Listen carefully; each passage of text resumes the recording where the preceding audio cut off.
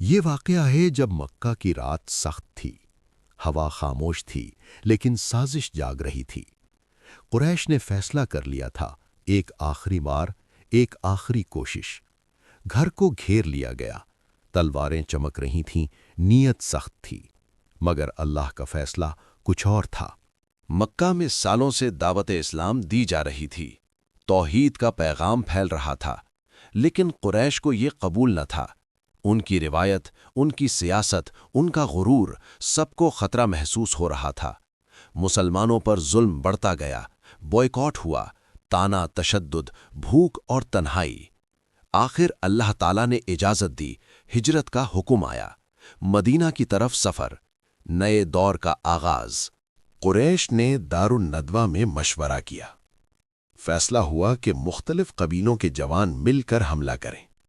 رات کو گھر کا محاصرہ ہوا، لیکن اللہ نے اپنے نبی صلی اللہ علیہ وسلم کو پہلے ہی خبر دے دی۔ حضرت ابو بکر رضی اللہ عنہ کو ساتھ لیا گیا۔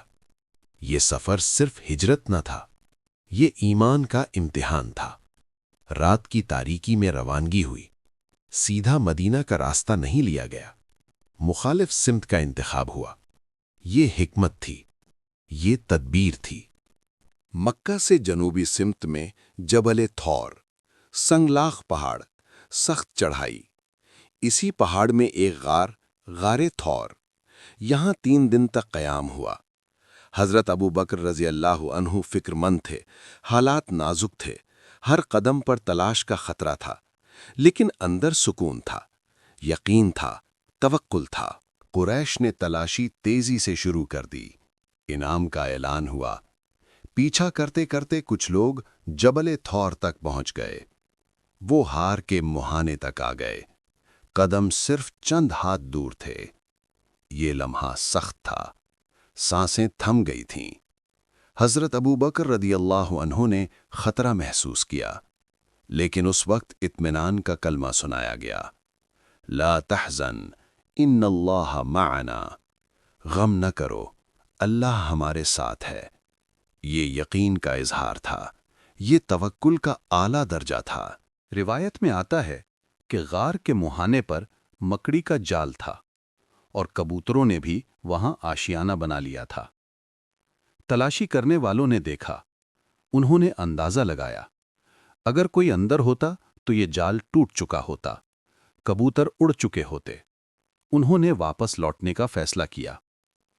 یہ ظاہری اسباب تھے، اصل حفاظت اللہ کی تھی۔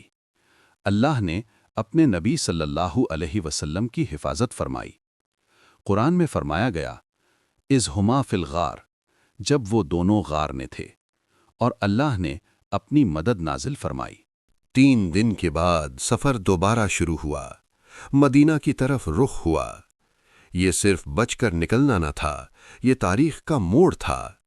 ہجرت نے اسلام کو نئی بنیاد دی، مدینہ میں اسلامی ریاست کی بنیاد رکھی گئی۔ غار ثور نے ثابت کر دیا، جب انسان اپنی پوری کوشش کرتا ہے اور پھر اللہ پر بھروسہ کرتا ہے تو آسمان سے مدد آتی ہے، تلواریں بے اثر ہو جاتی ہیں، سازشیں ٹوٹ جاتی ہیں اور حق کو راستہ مل جاتا ہے۔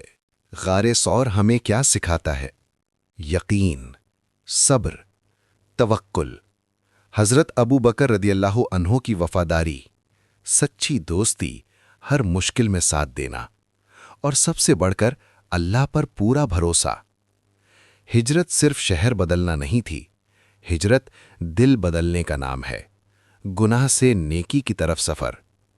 جب دنیا اندھیری لگے تو غار ثور یاد رکھنا، اللہ اپنے بندے کو کبھی اکیلا نہیں چھوڑتا۔